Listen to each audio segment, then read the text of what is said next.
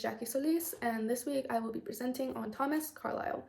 Thomas Carlyle was born in 1795 in Ecclefechan, Scotland, and he's most famous for his being a writer, an essayist, and a historian.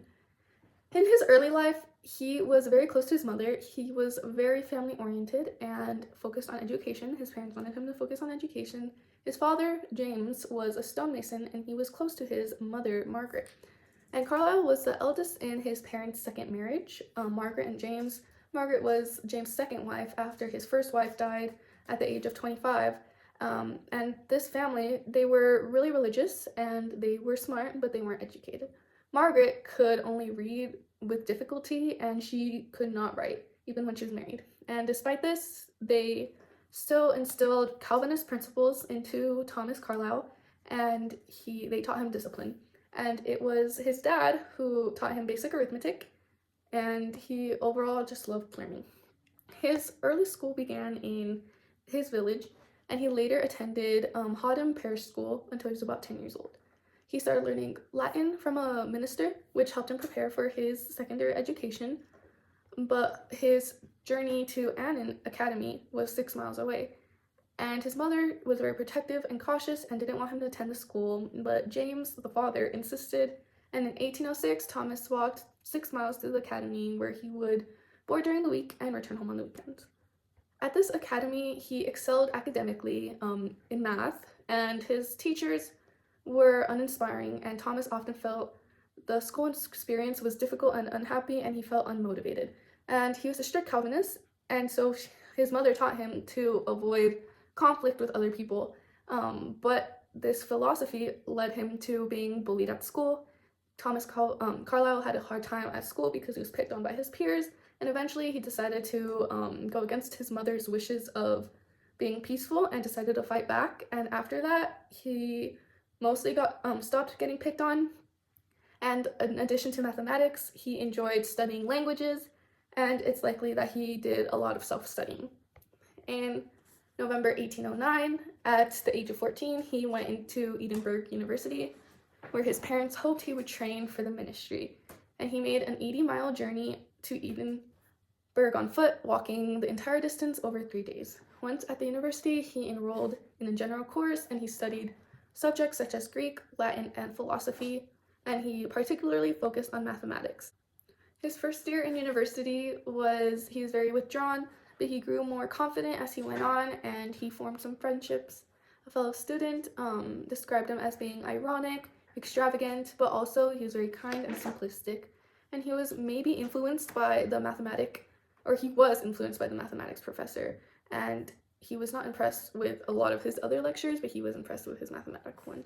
And he completed his MA in 1813, and he chose not to graduate, and instead he enrolled in the Divinity Hall to pursue a career in ministry that his parents wanted him to.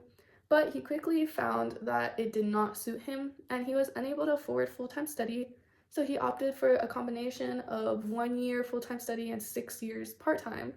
And during this, he had to return to Edinburgh each year to preach a trial sermon.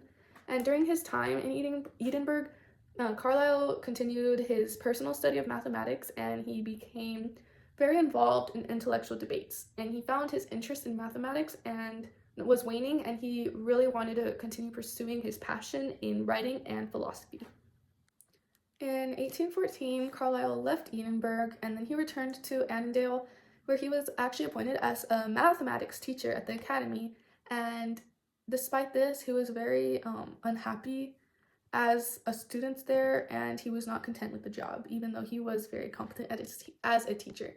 So he moved to a new teaching post in Kirkcaldy in 1816, and during this period, unfortunately, his mother did suffer from mental illness, which added towards Thomas Carlyle's personal struggles. And he continued to study mathematics independently. He read some of Newton's work and explored the work of French mathematicians such as Delambre and Wallis.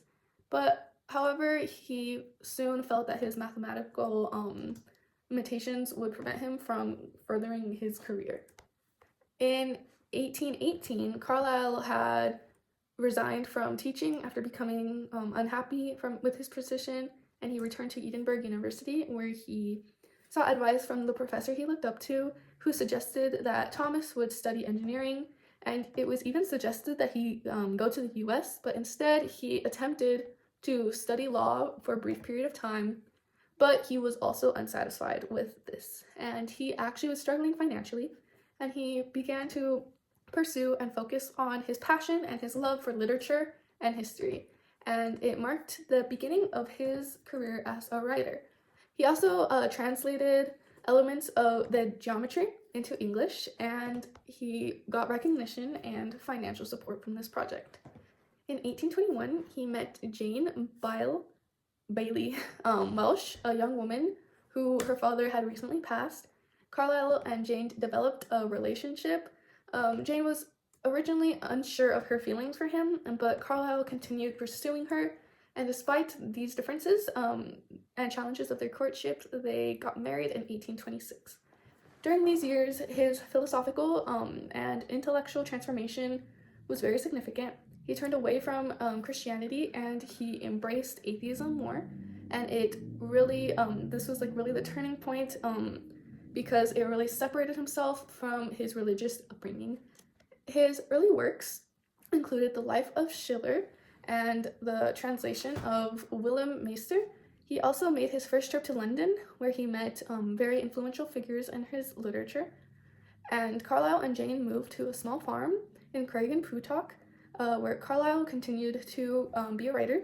It was during this time that he wrote Sartor Resartus, a philosophical work that explored the nature of life, and it took several years for him to find a publisher for this work.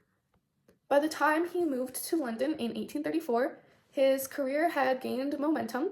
The French Revolution brought him widespread recognition, both in academics and in popularity. However, this writing was brought with a lot of difficulties, including the loss of his manuscripts to a fire, which he had to actually rewrite what he could from his memory. And his works included Chartism, which critiqued the economic system, and the history of Frederick II of Prussia, a work that really established him as a historian. Carlyle, his fame as a writer led to invitations to lecture. It overall solved his financial struggles. Like I said earlier, he was struggling financially, but his career continuing as a writer, he was able to solve those, and he gave lectures in the 1830s and 1840s.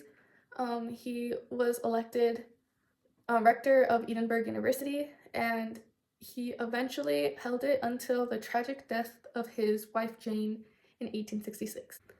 One of Carlyle's most famous works would be Sartor Resartus, which is a philosophical work that includes fiction, satire, and criticism. The book is following an eccentric professor, German professor at the fictional university, and it critiques materialism and overall thinking of the 19th century. The title, Sartor Resartus, literally means the tailor retailored, and it's based on a metaphor from another work that suggests that institutions, religion is like a worn-out garment that needs renewal or retailoring. Carlyle presents a view that argues that material reality is the clothing of spiritual truth. And this book that he wrote is divided into 3 sections. Book 1, which introduces the German professor's philosophy. It criticizes Enlightenment and advocates for deeper understanding of the world. And then the book 2, the second part of the overall Sartor Resartus, is the intellectual awakening of the German professor, and he overgoes a spiritual crisis similar to Carlyle, who became an atheist after being raised in a religious household. And in book 3, his theme is history, heroism, and the role of great individuals. He criticizes science for weakening spiritual wonder, and he wants a new social order based on hero worship. And throughout this book, he reflects his admiration for German philosophy, Goethe, for example, and it also influenced other American works, such as Ralph Waldo Emerson. Another one of his most famous books is on heroes, hero worship, and the heroic in history. It's 6 lectures that explain the role of great individuals, and Carlyle argues that progress isn't automatic or inevitable, and it mostly depends on extraordinary people in history who possess vision, strength, and leadership. And he thinks that society should follow these figures. It's more like a human instinct to follow them, and it emerged from his lectures that he would do publicly, which also helped him like in his finances because he was financially struggling, and he did depend later on his works as an author to support him. And it also really criticizes historical analysis. He presents an idealized version of history shaped by great men. And he divides his heroes into 6 different types, actually. The hero as divinity, as a prophet, as poet, as priest, as man of letters, and as king. Divinity is religious figures. Prophet are figures like Muhammad, who Carlyle admired. Poets like Dante and Shakespeare. Priest, religious leaders as like Martin Luther. And as men of letters, such as thinkers and philosophers, and as king, which were political and military leaders such as Napoleon during the French Revolution. His vision of heroism is very in favor of strong visionary leaders over mass participation in government, and he really criticizes how the 19th century lacks figures who criticized industrialism, liberalism, commercialism, and they diminished the power of true heroes. His views are very closely aligned with those who believe in the great man theory, and his hero worship is a near religious faith in strong leaders, such as basically worshiping them. Carlyle's work has mostly always been met with criticism. Even today, in the 21st century, people believe that his hero worship thinking is outdated. That with the rise of modern culture, such as media and the internet, it's really kind of decentralized heroism, and that instead of focusing on one person, it's kind of fragmented across interests, and that his idea of a recognized great man today, it's very much based on your own personal preferences. So that's why some people may criticize Carlyle and say that his works are outdated. It also he's been critiqued on his idolized version of heroic figures, that modern day figures that we were supposed to worship are very flawed. Political figures, athletes, celebrities, modern day, may be admired by many, but they are still able to be criticized. They are still able to be flawed. And that true heroism is mostly found in acts of courage modern day, such as service workers, those who help the community, rather than these grand historical figures that Carlyle celebrates and practically worships. Others criticize Carlyle for his writing style, his views, his authoritarian learnings, and some call him racist. Many believe that his writing is extremely complex, full of dramatic phrasing, and he is, one author says, completely incapable of writing in clear English, that his works are difficult to understand and read because he writes with a very prophetic tone, and it's very difficult to interpret. And another one is he romanticizes this worship of great men. It's more like they criticize him for being romantic, who admires strong, passionate individuals, and that instead the world is shaped by these great men who impose their will upon the world, almost like a divine being. And another thing that is very criticized modern day about Carlyle is that on the age of machinery, where Carlyle criticizes the industrial age for turning people into more parts of a machine, where they suppress people's individuality and their spirituality. Another thing Carlyle is very criticized on are his kind of racist views, his views on the Irish, that they must be improved.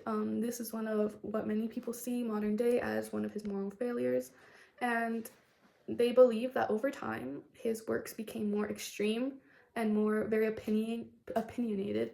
And for example, one of his later works, Chartism, was very much rejected by mainstream publications. Overall, Carlyle is still very much fascinating as a historical figure and as an author, an essayist, a historian. He's very successful. His works are still read today and they are still criticized today. But his racism, maybe his overall extreme thinking, makes him a little bit more outdated in the 21st century. But he is still very much respected as an author, and he still has a lot of influence, which can be appreciated.